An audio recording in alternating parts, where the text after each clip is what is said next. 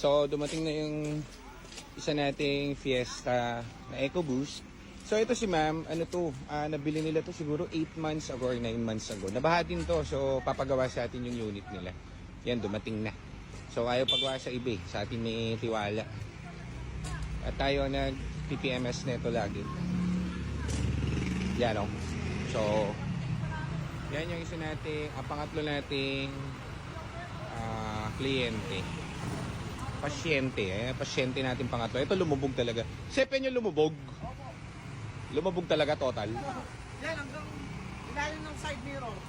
Ilalim daw ng side mirror. Yan, lubog. So ito, medyo mas severe to kaysa dun sa EcoBoost kanina. So ang gagawin natin dyan, talagang lahat. Pati pang ilalim, baklas ng tranny, tignan natin yung mga oils and everything. Tignan natin. Mamaya makikita, bubuksan ko rin yung RFA niyan. Indot ka, RFA! Yan, bababa na nila. So kami nang bahala rito sa pasyente natin. Pasyenteng nabuha, acts of wrap. Yan. Acts of wrap ang gagawin natin dito. Tender loving care. Okay. So may isa pa tayong papatowing dito. Nabaha rin galing Pasig. Hintayin natin. Ang pang fourth. Yung si Alden saka si Joseph. Lovers in GTA. Magtitipid yan. Kaya sila na lang. So dito natin papasok yung isang yan. Ito.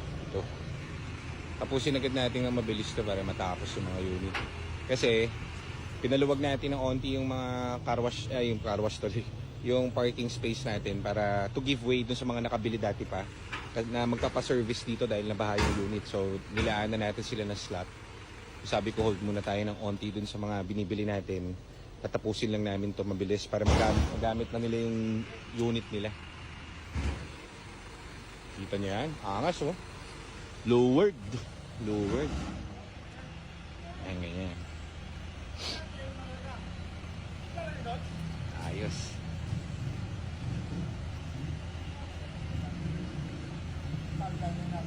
Pre, kayo yung pupunta rin sa Pasig? Pre, tumawag na si sir. Pasig ka ba? Oo, next yung Pasig. Sila rin yung kukuha sa Pasig nung isa nating EcoBoost na nabaha din. So, idol natin. Kahit sa niya, nagtutowing. Walang problema. So, patay up natin yan dati pa, since then pa. So, kapag natatamad kami at wala kaming driver, pinapatowing namin. Pwede nga buy and sell to eh. Tawag dito, dati binigyan kong pera. Pre, ito yung pera folder. Sabi ko, ito, bigay mo lang to dun sa susunduin yung kotse. Hindi niya alam, may pera pala yun. So, napaka-honest na itong mga to. Wala, kinuha lang nila yung kotse. Ang tatry ko minsan, may papatowing ako kasi tiwala na rin naman itong mga to sa akin. May tatry ko, kunwari, mas sports car, papatowing ko sa kanila. Kunwari sa amin.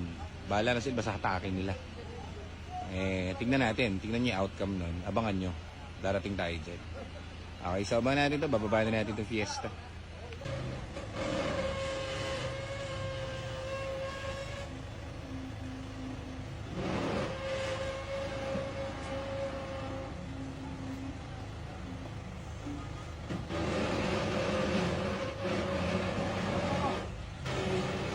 Marami, teka, sama ka sa vlog boss Maraming lubog.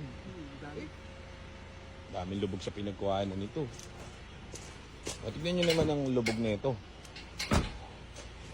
Pangdiinan. Oh. Asan ka na, RFA? RFA, where are you? So kanina si Joseph pumunta na ron in advance. Pinabunot ko yung RFA ito. Yan. Puro RFA tayo kasi electronics. Ang problema natin dito, hanggang dito, bumaha. So, pati yung kanyang, ano ba tawag dito? Mechanism na to, hindi ko alam kung kailangan natin palitan and anything. Pero lahat naman yan, may parts, wala namang problem dyan. So, kailangan lang mabuhay natin tong RFA na to. Then, we'll go from there. Para mabuhay natin yung battery at maskan natin, makita natin yung mga gagawin natin. Lubog oh.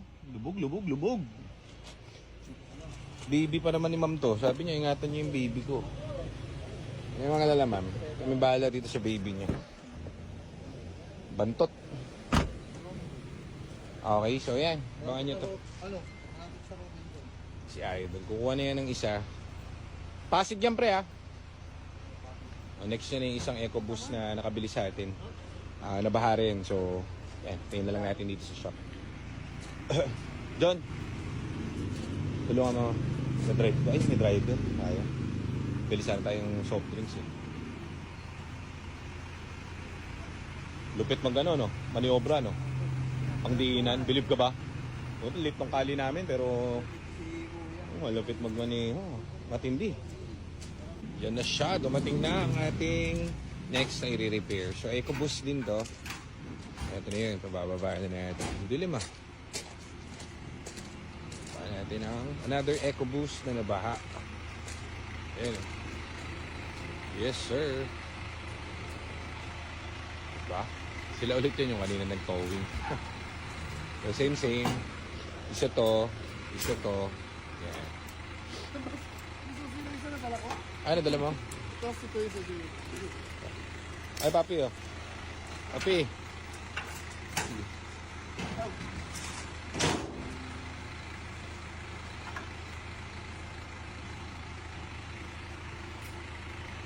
Babaan na nila yan.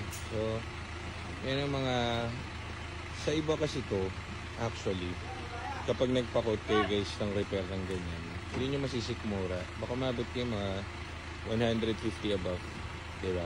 Kasi syempre, yung mechanic, hindi naman lahat maalam sa Ford. Actually, pinopromote ko pa yung ibang mga shop na magagaling gumawa dito. Tandaan nyo, car dealer kami. Pero tumatanggap din kami ng mga repair like this. Yun nga lang, quarter of a price, maniwala ka sa akin. So, yung iba hindi magpapago sa mga ganito kasi ang single dyan, mga 150, mga ganyan kasi nabaha. Sa ating kukuhanin natin to very minimal. Wala lang yung sira.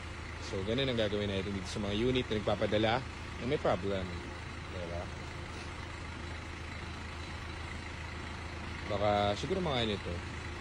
3 days to 1 week yan. Goods na yan. Babaan na natin. Let's go, baby boy. Makakauwi na ako. Oras na. Thank you, Lord. Sila. Masusugid nating towing. So, pati towing, matagal na natin yung tayo. Pati yan, napakabait ng mga yan. At kahit nakapikit, bibili nila. Bibilin tuloy ito towing nila. Wala kayong po problemahin.